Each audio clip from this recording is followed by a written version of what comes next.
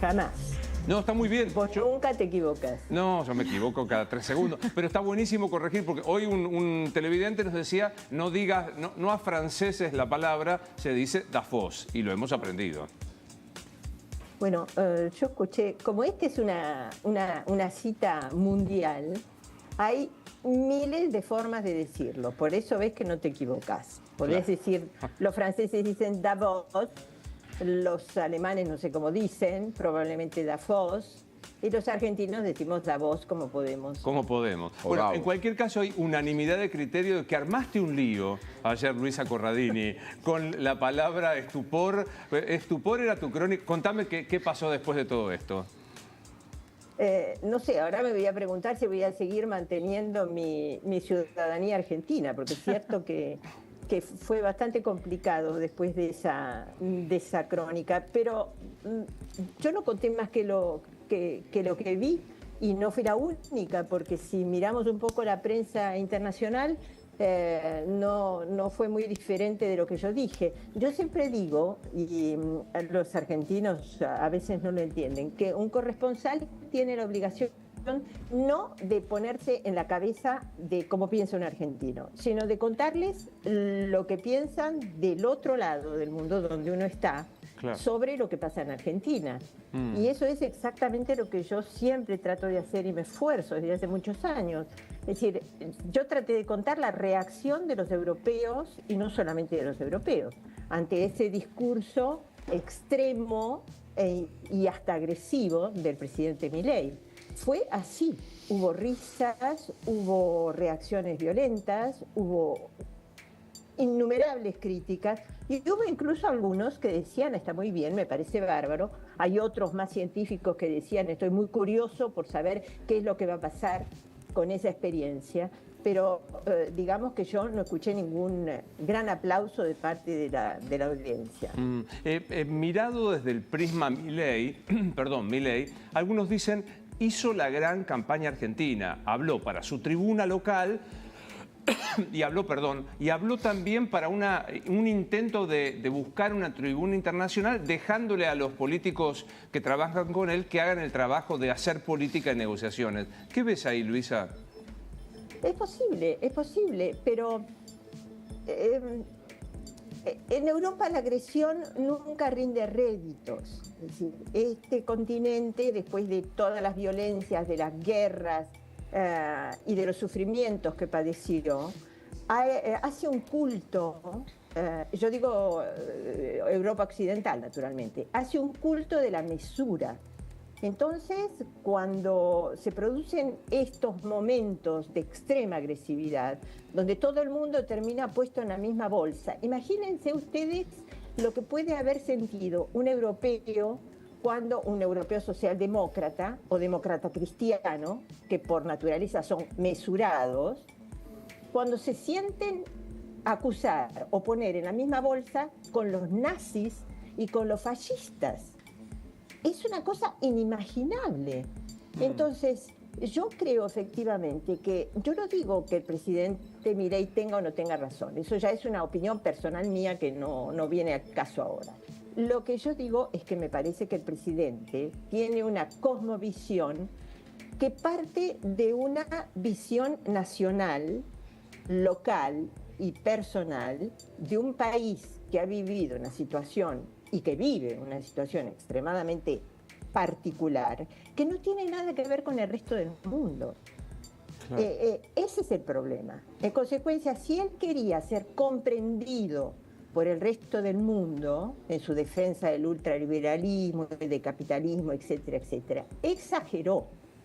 Lo hizo mal, desde el punto de vista político.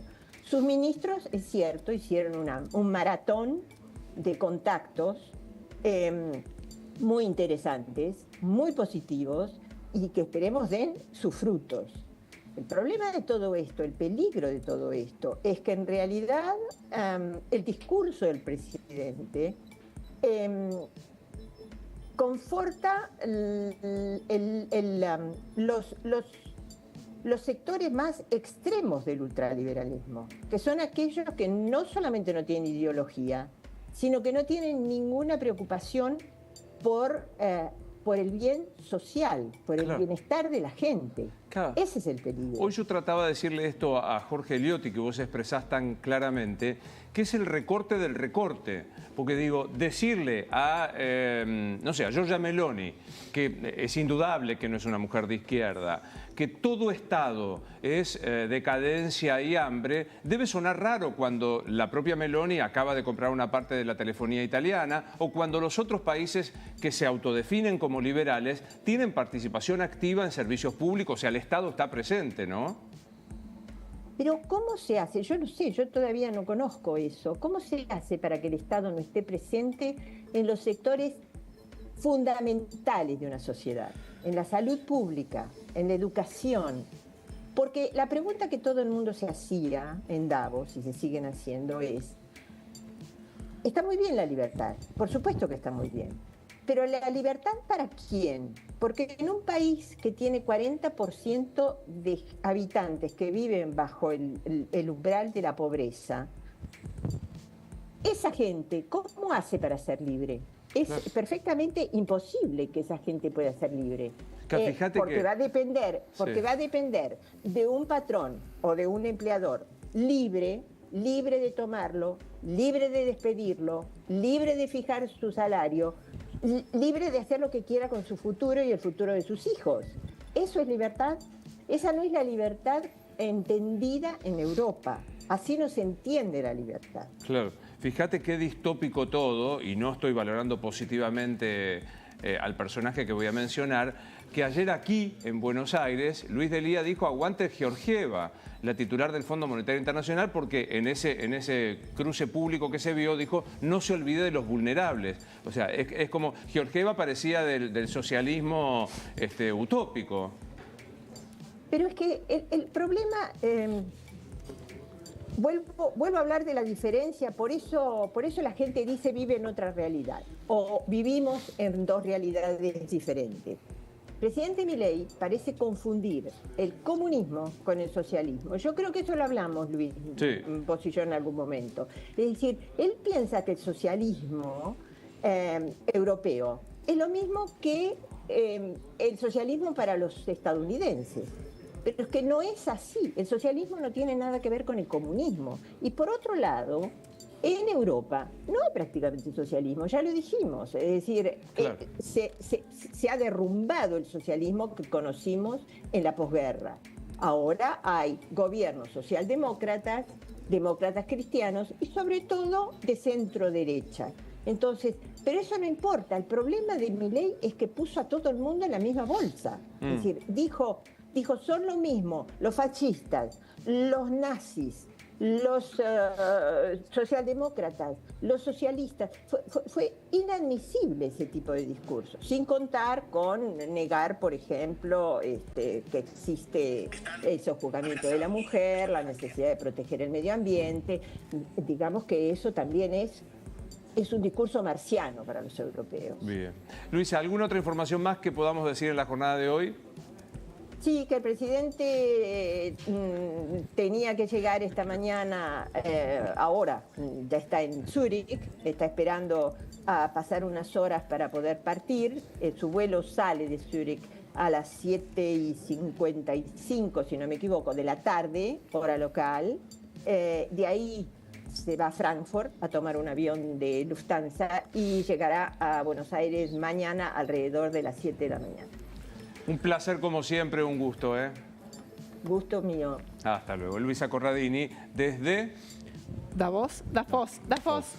Bueno, es raro de cambiar. Pero Luisa dijo que se puede decir como tanta gente. Claro. No, aparte ya sabemos que, por ejemplo, en el ISER te dicen que uno tiene que pronunciar como lee. Frente a la duda, pronuncias... Y que los apellidos y los nombres propios se pronuncian como quieren los dueños. O sea, así que es ¿Cómo es de la localidad donde se hizo el meeting? Davos. Muy bien. Oh, qué buen alumno. Bueno, Gabriel Sibla, ¿tiene algo más de Davos o de algo? Sí, las repercusiones de Javier Milei que sigue en redes sociales. Viste que dijimos, Javier está tirando en sus redes sociales todas las repercusiones siempre a su favor, diciendo que es el mejor del mundo. Fíjate este particular posteo que puso en Instagram hace un rato nada más, con el león, el típico león, y abajo el graph. La bandera de la China comunista, la hoz, el martillo, le saca el martillo, rompe la bandera y su frase es: mi discurso en Davos, viva la libertad, carajo. Ese es el concepto que se lleva él de este momento, que lo anticipó. Lo que hay que decir es que lo anticipó. Sí, en la claro. previa, cuando puso la foto, cuando llegó a Zurich poniendo: venimos a plantar la semilla de la libertad ante un foro que está contaminado por la Agenda 2030. Hizo eso. Ahora sí, las discusiones, que lo que dice Luisa, gran parte es lo que viene generando, de si es lo correcto o no lo correcto. Pero vuelve ya. Vuelve y tiene una agenda local que va a tener que empezar a dar respuesta. La semana que se viene ahora por delante, el fin de esta semana y la semana que viene, tiene que resolver el tema de la ley Ómnibus y tiene que hacer frente al primer paro general de la CGT en su contra. Habló Manuel Odorni, el vocero, sobre el paro de la CGT, hace un ratito nada más, y confirmó algo que ya venían anticipando, pero que algunos decían no se van a animar tampoco a hacerlo porque legalmente también tiene sus controversias, le van a descontar